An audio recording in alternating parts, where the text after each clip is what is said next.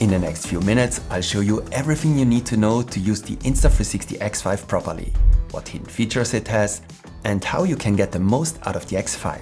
To give you an overview, this video is divided into 20 parts. These correspond to the best features of the X5 and are named accordingly, so you can quickly find the individual chapters again if necessary. At the end of the video, I will also show you how to replace a lens cover on the X5. However, it would be of course better if you protected the lens as well. And that brings us to our first part. Like every 360 camera, the Insta360 X5 has two sensors and two lenses. The fisheye lenses protrude somewhat and should therefore be well protected. There are several ways to do this. Of course, you should always pack the camera well when you're out and about. For example, in the pouch that comes with the standard packaging. Another way to protect the lenses is to use a rubber lens cap like this one. But this lens cap is an accessory that is not included in the standard packaging, and depending on the bundle, you may have to purchase it separately. If you also want to protect the lenses while shooting, you can also install lens guards. You place them on the lens with the notch facing downwards to the right and then turn them to the left. The lens guards are also not included in the standard packaging. While I use the rubber lens cap a lot, I am personally not a fan of the lens guards, as depending on how the light falls, they can cause unsightly lens flares, which can affect the image quality. You can find a link to all the accessories I show in this video in the video description. Should you damage a lens despite everything, there is a lens replacement kit for the X5. It contains all the tools and spare parts you need to replace the lens cover. As I said, I'll show you how to do this at the end of the video. The X5 has a battery door on the left hand side and a smaller side door on the bottom right hand side, behind which there is a USB-C port that you can use to charge the camera and connect accessories. For example, a microphone adapter or a quick card reader. To attach the microphone adapter, you need to remove the door by simply pulling it out. When closing the side door, always make sure that no orange color is visible. Only then is the door closed correctly and the camera waterproof. To open the battery door on the left hand side, press both latches inwards at the same time. The door should now automatically spring outwards slightly together with the battery. To reinstall the battery, simply push the door back in again, making sure that no orange field is visible on either button. Once you have removed the battery door, you will find the slot for the SD card on the left hand side. To ensure trouble-free operation, you should use a very fast SD card with a rating of at least UHS 1 and V30, such as this one from Insta360. You install the card by pushing it into the SD card slot with the label facing inwards. Now insert the battery again with the arrow pointing upwards. And the camera is ready to shoot. But before we switch it on, I would like to show you the buttons. The X5 has a total of 4 buttons, 2 on the side and 2 at the bottom front. The top button on the side is the power button. This is used to switch the camera on and off and activate the standby mode. The lower button on the side is the quick button. This allows you to call up a preset quickly and easily. The button on the front left is the shutter button, which you use to start and stop a recording. The button on the right is the menu button, which in the default settings allows you to switch between the video and the photo mode. If required, you can assign a different function to both the menu button and the quick button. On the underside of the camera, you will find the 1/4 thread. This allows you to attach the X5 to various mounts. The best mount for a 360 camera is a selfie stick, also because it's automatically removed from the shot when taking 360 shots. If you don't have a selfie stick yet, I recommend this 114 cm long one from Insta360 to get you started. It's the perfect stick to start with. It's short when pushed together and relatively long when fully extended. It is crucial that the selfie stick is mounted straight on the camera, because only then will it be automatically removed from the shot, so you don't have to do anything special for the invisible selfie stick effect. All you have to do is keep your X5 straight with the stick when taking 360 shots. If you use the X5 with a curved stick and hold it like a conventional action camera, you will not achieve the desired and cool invisible selfie stick effect. There are of course a number of interesting mounts for the X5. If you are interested in finding out which are the best mounts for this camera, then take a look at my corresponding video. I'll put a link to it in the video description. Okay, let's switch on the camera. As I said, you do this using the power button on the side. You need to activate your X5 at the beginning. And to do this, You need to connect it to the Insta360 app. You don't just need the Insta360 app to activate the camera for the first time. You can also use it to update the firmware. The app also offers a number of extremely useful and necessary features. For example, you can use the app to reframe your 360 recordings. You start the app and connect your camera by tapping on the camera symbol at the bottom center. As soon as the camera is connected, you can activate it. The app will also let you know if a new firmware is available, and you should install new updates immediately. Updates don't just fix bugs. New features are also constantly and continuously added. If you tap the camera icon again, you can fully control your X5 via this interface. You can select the recording mode, change the settings, and of course, start a recording. Via Album, you can view and edit your recordings. I'll show you the most important editing steps a little later. You can use the edit icon to add very special effects to your recordings, and you can also put together a video clip from several different recordings here. More on this later. For now, let's take a look at how to use the camera. If your X5 is in standby mode, briefly press the power button on the right to wake up the camera. If you swipe from top to bottom, the settings menu opens. If you swipe from the left edge to the right, you get an overview of your recordings.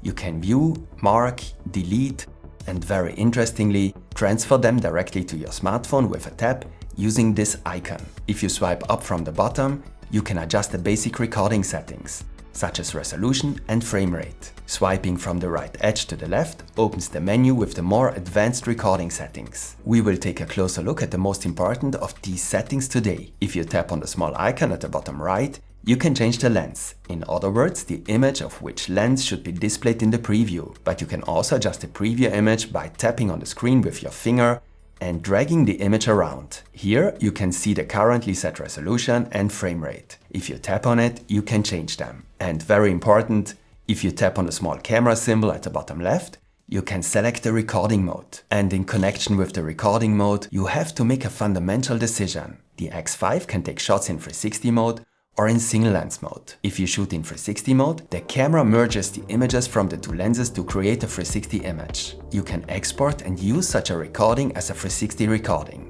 Then you have a shot in which you can look around in all directions during playback. But much more often, you will select the optimal framing from a 360 recording and then create a traditional flat video clip from it. Being able to select the optimal framing in post is a huge advantage. However, you must be aware that you cannot use a 360 recording directly, but must always edit it before you can use it. You can do this in the Insta360 smartphone app or in the desktop app Studio. This is not very quick and easy, especially in the smartphone app. I will of course show you how this works. However, if you shoot in single lens mode, you use the X5 like a conventional camera, such as a normal action camera. In this case, only the image from one of the two lenses is captured. It's therefore important that you select the correct lens before recording. As already mentioned, you can do this using the icon at the bottom right. And there's something else you should bear in mind. There is no invisible selfie stick effect in single lens mode. The camera works like a normal action camera. You have to hold it during the recording so that the framing is optimal. You cannot reframe the shot in post. And depending on the situation, you will also see the selfie stick in the shot. On the other hand, the result of your recording will be a normal video clip that you no longer need to edit. When recording in 360 mode, the selfie stick is automatically removed from the recording.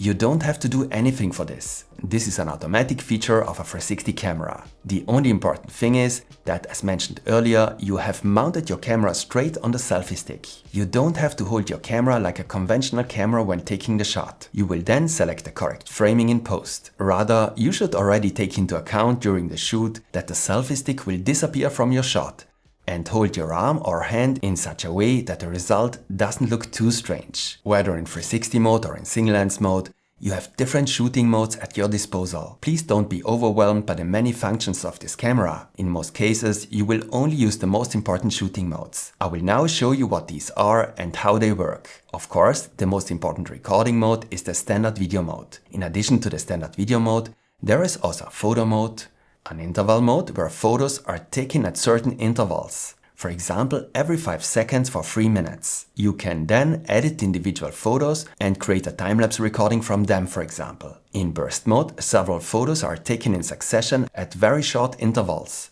For example, 15 photos per second. You use this mode if you want to capture a very fast movement.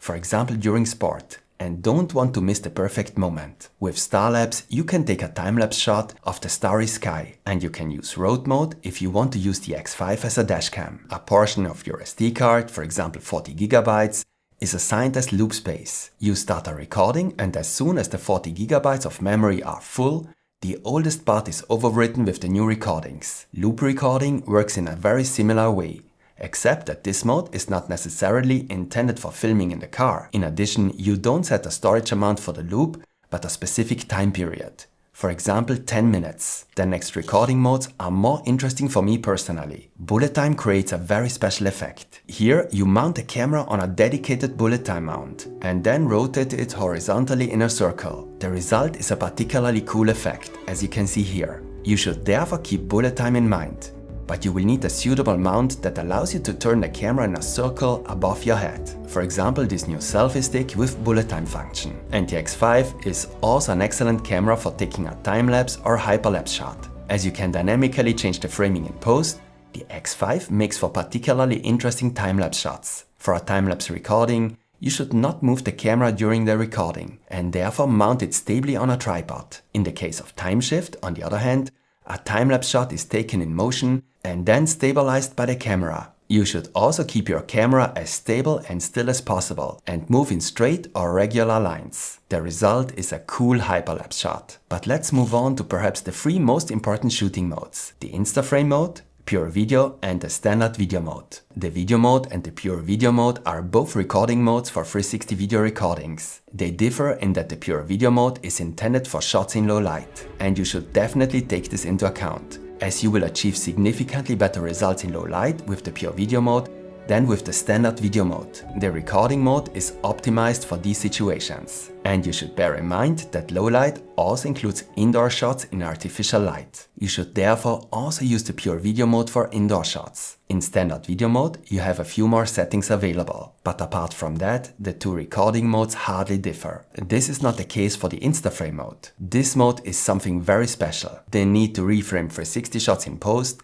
is still considered a weakness of 360 cameras. Insta360 therefore tries to make this step as easy as possible or to take it off your hands completely. In InstaFrame mode, you get two clips as a result of your recording. A standard 360 clip that you still have to reframe. In other words, a clip as in Standard Video mode, and an already reframed flat clip that you can use immediately and no longer need to edit. The interface of the InstaFrame mode looks a bit complicated, but it isn't necessarily. These settings here relate to the flat clip, because the camera needs to know which frame of the 360 recording should be saved as a flat clip. If you select Selfie View, the subject is automatically kept in the center of the frame. This is probably the result that is usually desired. If you select Custom View on the left, you can define the framing yourself with your finger before recording. There are also a few presets. Tap this field again and you can then choose between Bottom View, Top View, Front View or Rear View. At the bottom, you can also set the field of view for the flat clip. That is, how wide it should be. And the InstaFrame mode has another function that is only available here. If you tap on this icon here on the right, the framing rotates once horizontally in a circle. If you tap on the lower icon, it rotates sideways in a circle. So it performs a barrel roll. Of course, this only makes sense during a recording. A nice feature with which you can create some cool effects. And if you tap on the main field at the bottom here, the settings menu opens. Up here you can specify whether the flat clip should have a horizontal format or a vertical format. And as you can see, the maximum resolution for the flat clip is 1080. For the 360 clip, it's 5.7K plus at a maximum frame rate of 30 frames per second. Even though the InstaFrame mode is very useful, you should switch to the Standard Video mode if you want to achieve the best possible results with your X5. And this will be the shooting mode you will use most of the time. That's why I'm going to explain exactly how you should set up your X5 in Standard Video mode and what effects the individual settings have on the image and the image quality. The most important settings concern the resolution and frame rate. In 360 mode, the highest possible resolution is 8K. Think of it like this: two 4K images from the two lenses are merged into one 8K image. However, as you still have to edit the recording in 360 mode and select the perfect framing, this 8K recording is still heavily cropped in post. This is why it's particularly important to select the highest possible resolution for 360 recordings. Only with a shot in 8K will the result of the reframing be a high resolution shot. But of course, the 8K resolution does not come without disadvantages. The X5 consumes a lot of energy at this resolution, so the battery will not last as long. And there is a risk of overheating if it's very warm and you are not moving during the recording. So if there is no airstream. In addition, a recording in 8K generates larger files. Your memory card will therefore fill up more quickly. If you only use your shots for social media or only watch them on your smartphone, then a lower resolution of 5.7K is usually sufficient. In all other cases, so if you want to achieve the best possible quality and frequently watch your recordings on a large monitor, I would definitely recommend 8K. 5.7K plus is a kind of compromise. The image quality lies roughly between an 8K recording and a recording in 5.7K. But the files are noticeably smaller than in 8K. You should therefore choose 5.7K plus if you need to save storage space, but still attach great importance to good image quality. In 8K, the frame rates 24, 25 or 30 frames per second are available. A low frame rate of 24 or 25 frames per second is considered particularly cinematic, as professional movies are shot at this frame rate, whereby 25 frames per second is intended for the PAL region, which would be most countries outside the US and Canada. Whether 24 or 25 frames per second, such a low frame rate has the disadvantage that it does not look very smooth when there is a lot of movement and in good lighting conditions. For a slightly smoother look, you should use 30 frames per second. And this is also my basic recommendation for most users, because in the case of an action camera, it's not usually about creating a cinematic look. Rather, you want to capture your experiences as naturally as possible. A recording at 50 or 60 frames per second looks even smoother and more natural than at 30 frames per second. You can also create a slow motion of 40 or 50% at 50 or 60 frames per second if required. However, this frame rate is only available in the reduced resolution of 5.7K. But if a particularly natural look is more important to you than optimum image quality, you should shoot in 5.7K 60. And shooting at 5.7K has another advantage. The HDR feature is available in this resolution. This is particularly useful when there are very bright and very dark areas in the same image. When HDR is activated, the details in the bright areas are better protected. There are hardly any overexposed highlights. The details in the dark areas are also retained. Some people are of the opinion that HDR would lead to unnatural results. You can therefore deactivate the feature here above if required. HDR is not available in 5.7K plus and 8K. For particularly cool slow motion shots, you should reduce the resolution to 4K and shoot at 120 frames per second. But don't forget that you still have to reframe the image. So shooting in these settings will result in a very reduced image quality. Therefore, only use these settings if you really need a slow motion recording. A high frame rate of 50, 60 or even 120 frames per second also has disadvantages in poor lighting conditions. But you should use the pure video mode in these situations anyway. Personally, I almost always shoot at 8K and 30 frames per second. For the additional shooting settings, swipe from the right edge to the left. Here you can adjust all exposure settings manually. However, I only recommend this in exceptional cases. I therefore leave this setting at auto. There are a few very important settings in this top line that you should definitely be aware of. The X5 has 3 color profiles. In addition to a standard color profile, there is vivid and a flat color profile. In most cases, I use the standard color profile. It produces beautiful, natural and high contrast images. You should choose vivid if you want a little more saturation and don't want to edit your shots yourself, but need eye-catching and very high contrast shots for social media. Personally, this is a bit too much for me. If, on the other hand, you want to edit the colors of your shots, then you should choose flat. Flat has very low saturation and little contrast. It's therefore better suited to color grading than the other 2 color profiles. But you should be aware that you will have to edit each shot in post. For particularly heavy color grading, the X5 with iLog also offers a very flat log profile. You can activate this here on the right. Unfortunately, it's only available in 5.7K. Insta360 also offers a lot for download, with which you can easily convert your iLog recordings. As I usually film in 8K, I mostly use the standard color profile. You can use EV to correct the automatic exposure. You can specify here whether the shot should be slightly brighter or darker. This can be particularly useful if the automatic exposure results in overexposed areas in the image. To prevent such burnt out highlights, you could set a slightly negative value here, for example -0.3. This can be very useful, as burnt out highlights can no longer be corrected in post. You can set the white balance manually here. In most cases, I leave it on auto, as the automatic usually works perfectly. In poor lighting conditions, the camera will increase the exposure time. This results in more motion blur. This in turn has a very negative effect on the image stabilization. To prevent this, you can activate jitter blur reduction here. But don't forget, in low light, you should prefer the pure video mode. You can leave balanced exposure on automatic. Once you have found your optimal shooting settings, you can save them as a preset. This way, you can call up your settings quickly and easily when you need them. And of course, you can also quickly switch back and forth between different presets. To do this, press the bottom button on the right-hand side of the camera, the Quick button. This means you can use the Quick button to switch quickly and easily between your presets. As soon as this menu is open, tap the plus button on the far right to create a new preset. Here you can select a name, for example Customize. Your new preset now contains all the settings that are currently active. If necessary, you can make individual changes via Edit. Finally, tap on the check mark. You will now find your preset in the list of saved presets and can quickly activate your settings.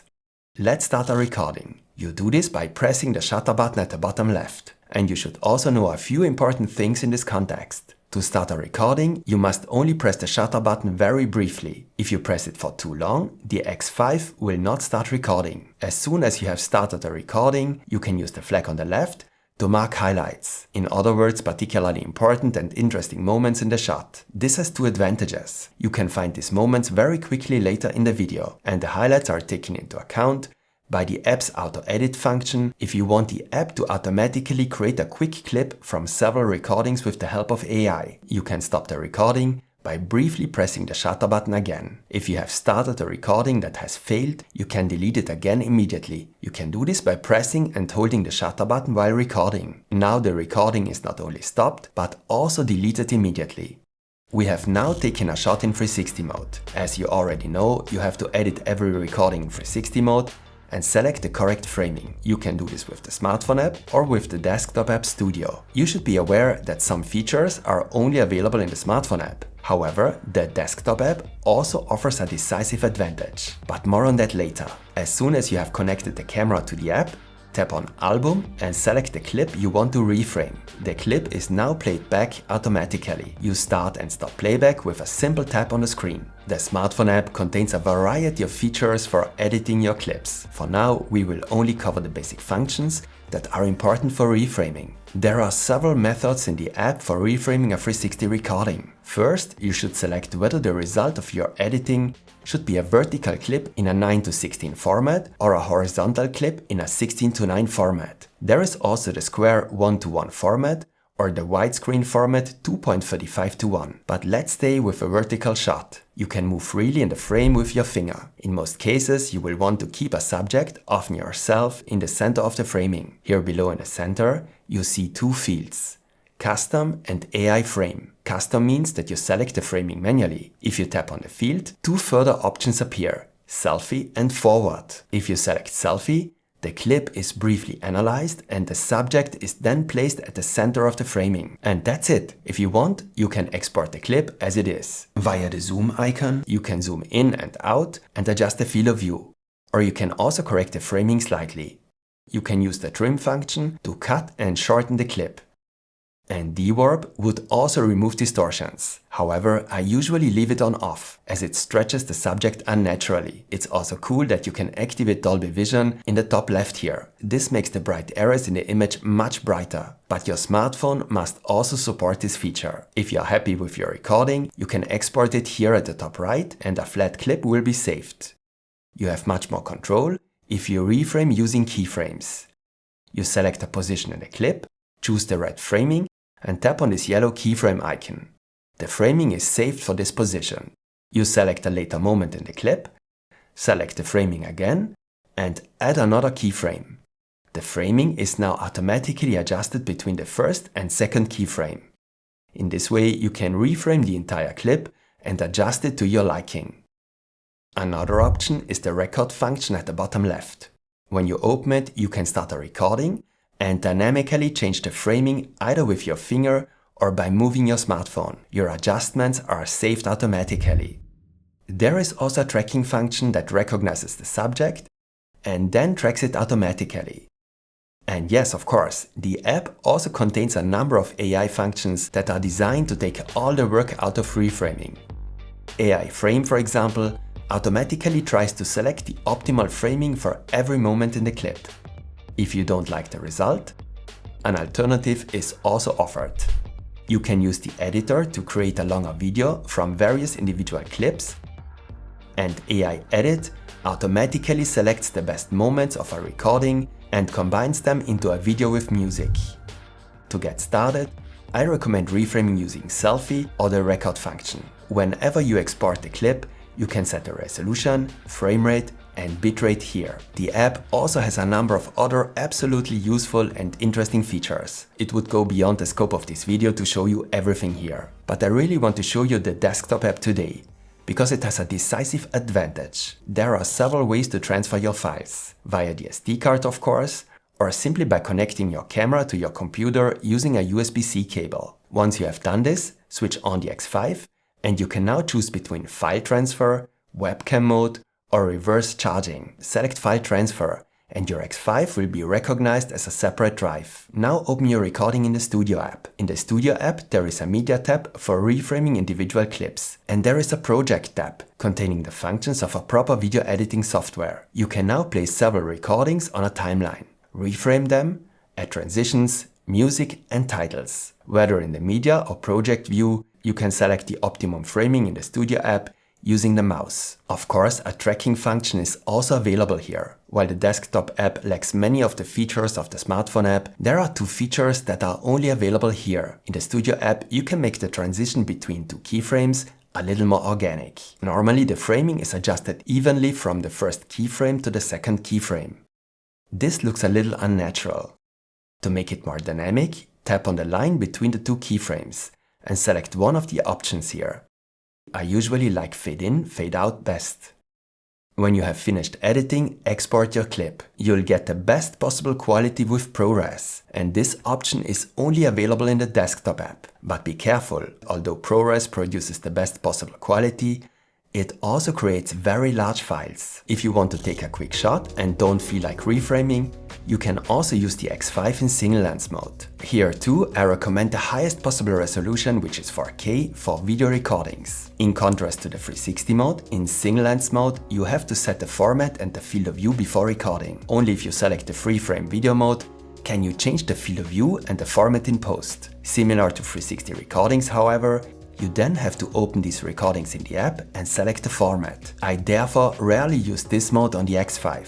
For a horizontal shot, you select the typical format of 16:9, and for a vertical shot, the format 9:16. The standard field of view in single lens mode is Mega. This field of view is very wide, already has reduced distortion, and is suitable for most shots. If you want to reduce the distortion even further, for example when vlogging, you should use dewarp or linear. However, this also leads to a slight cropping of the image. Action view, on the other hand, produces more distortion than Mega, but the field of view is slightly larger, especially vertically. Action view is therefore particularly suitable for POV shots. For example, if you attach your X5 to a chest mount or a helmet. Apart from that, the additional recording settings are of course also available here. Don't forget that in single lens mode, you have to determine the correct framing when you take the shot. You must therefore hold the camera at the correct angle. The selfie stick will also be visible in the shot. But the X5 also offers a very special feature in this context, the Me mode. Although the Me mode is a single lens recording mode, you use the camera like a 360 camera, which means you don't have to worry about the correct framing during the recording, and you attach the X5 to the selfie stick just like in 360 mode. That is straight. The camera now automatically recognizes where the subject is in the framing and creates a corresponding flat clip. The reframing editing step is therefore no longer necessary. The reframing is carried out automatically by the camera. Since it's basically a 360 shot, The selfie stick is also removed from the shot. This is similar to the flat clip in the InstaFrame mode. But in contrast to the InstaFrame mode, the Me mode enables recordings with up to 4K and 30 frames per second. Unfortunately, there is one restriction. If you shoot at more than 2.7K and 30 frames per second, the recording is only stabilized in the app. So you also have to open these Me mode recordings in the app and then save or export them, but you save yourself the reframing. If you want to use your clip immediately without opening and stabilizing it in the app first, you may only shoot at a maximum of 2.7K and 30 frames per second. Don't forget that in this case, you also have to set the format and the field of view when recording, similar to a conventional recording in single lens mode. You should definitely remember the Me mode. It works particularly well for vertical shots for social media and vlogging, and it's very useful. Before I show you how to replace the lens cover, we need to take a look at a few important features in the settings menu. To do this, swipe down from the top edge. On these 3 pages, you can quickly switch important features on and off. I'll explain the most important ones now. If you take very long shots, it can often be cumbersome to pick out the best moments. The AI Highlights Assistant does this work for you. If you have activated this feature, the camera analyzes where the subjects are in the frame and whether there are any important and interesting moments in the shot while it's still recording and in real time. The camera then saves the respective highlights in the recording. This allows you to quickly find the best moments. The highlights are also taken into account when you use the app to create a compilation of the best moments with the help of AI. But please note that this feature requires a relatively large amount of energy, so if you don't need it, you should deactivate it. The X5 is not only capable of voice control, but also gesture control. You can start and stop a recording with a hand movement, and you can initiate the recording of a photo from a distance with the peace sign. The camera also recognizes the voice commands start recording, stop recording, take a photo, or shut down camera. Another option for starting and stopping a recording from a distance is twist to shoot. If you have activated this feature, and the X5 is mounted on a selfie stick, twist the stick back and forth twice to start a recording. This can also be very useful. If you want to take longer shots, but your battery might not be enough, you should activate the endurance mode. In this mode, the camera saves energy. Individual features are deactivated, and the X5 can record significantly longer, up to 3 hours in 5.7K 30. Unfortunately, this function is not available in 8K. And the next feature is also important. If you have activated Quick Capture, you can start a quick recording by pressing the shutter button when the camera is switched off. If required, you can also specify what type of recording should be started in such a case. This feature is very useful because it allows you to start recording immediately if something important happens. I would therefore definitely activate it. With timed capture, you can schedule a recording. This can be useful for planning a time-lapse recording, for example. For example, if you don't want to get up in the morning, but want to capture the sunrise. You can use this icon to connect Bluetooth headphones, for example AirPods, and then use them like an external microphone. However, you shouldn't expect too much from the audio quality. You can also connect other accessories via Bluetooth, for example a remote control. There is for example the GPS preview remote with a fully functional touch display, or this relatively new mini remote which you can attach to a selfie stick. You can also connect the X5 to a Garmin or Apple Watch, which capture the GPS data and add it to the recordings. The audio settings are also interesting, as the X5's new wind guard enables improved audio quality. Here, for example, you can specify whether mainly wind noise should be reduced or whether the voice should be emphasized, for example when vlogging. And this works really well. And if you open the settings menu on the first page, you can change various basic camera settings or format the SD card. However, there are also 2 recording settings that you should definitely be aware of. For the optimum image quality, the bitrate should always be set to high. Although this also leads to larger files, this is the only way to ensure that as much data as possible is recorded. Like every digital camera, the X5 also increases the contrast at the edges to emphasize the details in the image. If this is overdone, the shot will look digital and artificial. For this reason, I would set the video sharpness to a maximum of medium. You can also set it to low, but the shot will look very soft and you will have to add some sharpness in post. It is of course possible that you may drop the X5 and damage a lens. You no longer have to send the camera in. You can replace the lens cover yourself with a lens replacement kit. It's very simple. To do this, place the X5 on a flat surface and position this lens grip tool so that the white dot on the underside of the lens and the orange dot on the tool meet. Now turn the lens grip tool 2 complete turns counterclockwise. This will allow you to remove the lens ring. You can now use this removal tool to carefully remove the lens cover. Now you can use the blower to remove any dust or dirt. Use the brush and the cleaning wipe to remove further dirt, and dry the lens with the cloth. Take the new lens cover with the suction cup and install it. Now screw the lens ring back in with the lens grip tool and remove the suction cup. And that's it. If you still want to buy an X5, be sure to check out the link in the video description. If you use the link, you will also receive a free lens replacement kit as a gift for a limited time. And if you're also interested in what the best mounts and accessories for the X5 are, then take a look at my corresponding video. Have fun with your X5 and give me a like as feedback if the video was interesting for you. That helps me and is important for the algorithm. There will be more videos about the X5, so stay tuned and see you next time.